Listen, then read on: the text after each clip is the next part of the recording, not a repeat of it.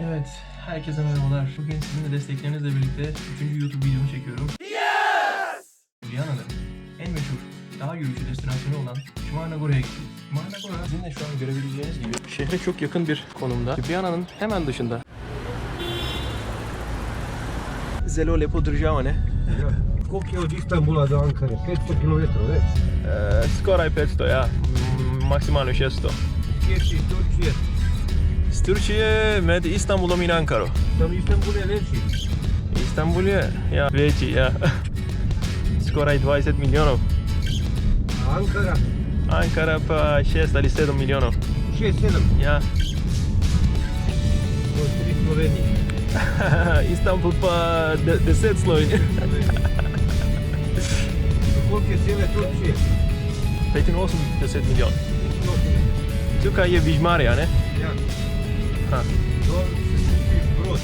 Brod, ja. Čez vodu, taksen. Za koliko leto živite tukaj? Od rojstva. Aha. Jeste Slovenec potem, ne? Ne. S kje pa? Ja sam Srb iz Bosne. To je pa ful mešano. Srb iz Bosnije živi v Sloveniji. To je bila prej Jugoslavija. To je kot mednarodni zdaj, ampak je bil Jugoslavija, ne? Ne bila to Jugoslavija, ja. Lahko greste do parkirišče. Ja, bu. Evet, Šmarna Gora. Sol tarafta Grmada. Sağ tarafta Šmarna Gora. Grmada sadece 7 metre daha yüksek Šmarna Gora'dan. Šmarna Gora'nın yüksekliği de 665 metre. Evet, Šmarna Gora gerçekten oldukça yeşillik bir mekan. Slovenya'nın tamamında olduğu gibi. Şu an dar bir yoldan Šmarna Gora'nın dağ yürüyüşü başlangıç noktasına ulaşmaya çalışıyoruz. Yanımızda Yanay var. Hello Yanay. Bugün farklı bir yol deneyeceğiz. Normalde herkesin bildiği, gittiği yoldan ziyade demin de bahsettiğim gibi Grmada tarafından Šmarna'ya geçmeye çalışacağız. Bu biraz daha uzun olacak tabii. Fakat antrenmansız da olsam halledebileceğimi düşünüyorum. Arabayla gelip buralara park edebiliyorsunuz. Yes, parkirišća. Parkirišća. Park ev demek Slovenca'da. Biraz daha etrafından dolanacağız. Aslında yol demin girdiğimiz yerden dümdüz devam edebiliyordu. Biraz etraftan dolanacağız.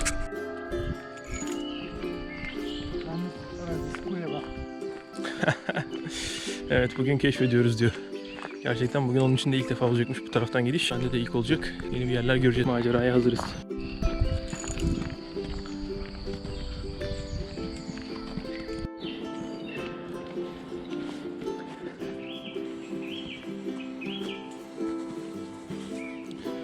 Şu an tırmanmaya başladık. 5 dakika oldu. Yeni yol bayağı ağaç köklerinden oluşmuş merdivenlerden çıkıyoruz. Gayet doğal merdivenlerimiz bile. I guess the story behind Šmarna Gora is there was one giant like Hulk. I think his name was what was his name? Like who formed this Šmarna Gora with the throwing rock? Forgot the name.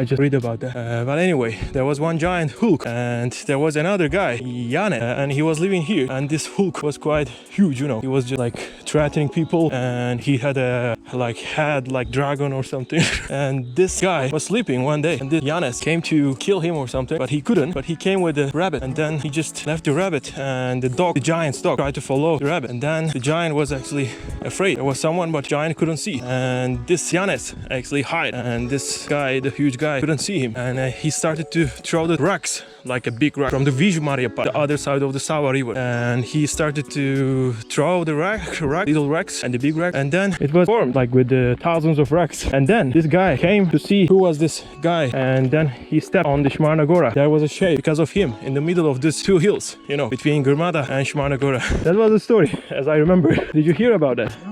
Really? It was a local story of Šmarna Gora competition. It started in 1970s, and this is the Sava river, as you see. We keep going on our way, and the other hills all around Ljubljana.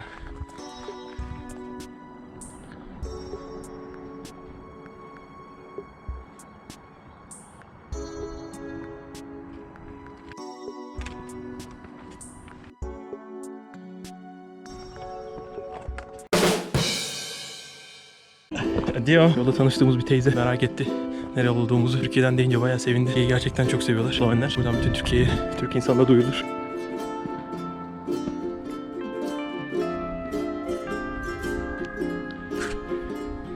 Grmada'ya geldik. Burada bir tablo yapmışlar. Etraftaki bütün tepeleri ve yakın çevredeki mahalleleri gösteriyor. Sava Nehri. Sava Nehri aynı zamanda Slovenya'nın en uzun nehri. 280 kilometre olması lazım. Slovenya sınırları içerisinde. Kranjska Gora yakınlarından başlayıp Hırvatistan'a doğru devam ediyor. Ve sonrasında Karadeniz'e kadar devam eden bir nehir. Evet, şimdi Šumarna Gora'nın arka tarafına geçtik. Görmadadan ortadaki deve hörgücüne benzeyen kısımdan devam ediyoruz. İki tepenin arasındayız şu an. Burası da arka taraf. Gorenska dedikleri Triglav National Park'ın da olduğu tarafa bakıyor. Hemen ağaçların bitişiğindeki gözüken dağlar Triglav'ın olduğu taraf. Karşı taraf ise şöyle de göstereyim. Hemen karşıdaki en yüksek nokta Kamnik Alplerinden bir nokta Grintovet. Şu an buradan devam edip sağ taraftan gideceğiz. Sonrasında şu tepe. Yukarıda gördüğünüz kilise Šumarna Gora. I think this is the hardest part at the end. Right 200 meters before Šumarna Gora because you're tired and it's steep. I guess 15% minimum. Last push. Evet. Tahminimce son 1-2 dakika. I'm right behind of you Yanni. Keep going. Sledim tebe. That's gonna be a real last push. Let's see. How is the view from top there to Ljubljana? I think it's one of the best days for a while. It was cloudy and rainy for the last 1 week or 10 days. This is the best weather so far. Evet. Slovenya'nın en popüler yürüyüş noktalarından biri olan Šumarna Gora'dayız. Manzara gördüğünüz gibi. Buradan açık havalarda Triglav'a kadar görüldüğü söyleniyor. Triglav buradan herhalde 80-100 kilometre arasında. Ve Šumarna'nın en güzel fotoğraf noktalarından biri. Bunların oturduğu yer. Herkes orada fotoğraf çekiniyor. Evet, buradan gayet net bir şekilde Ljubljana'nın tamamını görebiliyoruz. Slovenler buraya gerçekten hayran. Ljubljana'ya çok yakın olduğu için sabah erkenden güneş doğuşunu burada izlemeye gelen çok fazla insan var. Aynı zamanda akşam güneşin batışını. Arabayla 10 dakika falan sürüyor Ljubljana'nın her yerinden. Burası güzel bir kaçamak noktası Slovenler için. Here we go down from this Partizanski boat. Partizanska State, that's one of the hardest one. As you see, it's very dangerous. You should be careful, guys.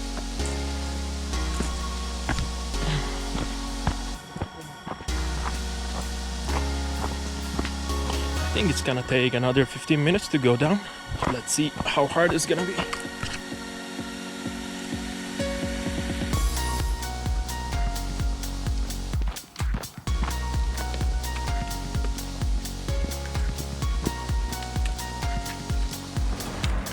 Evet. Šumarna Gora'dan sizlere veda ediyoruz. Umarım beğenmişsinizdir. Gerçekten güzel bir yolculuk oldu bizim için de. Uzun bir aradan sonra, koronadan sonra benim için ilk dağ yürüyüşüydü. Oldukça iyi bitirdim sayılır. Sonraki macerada görüşmek üzere.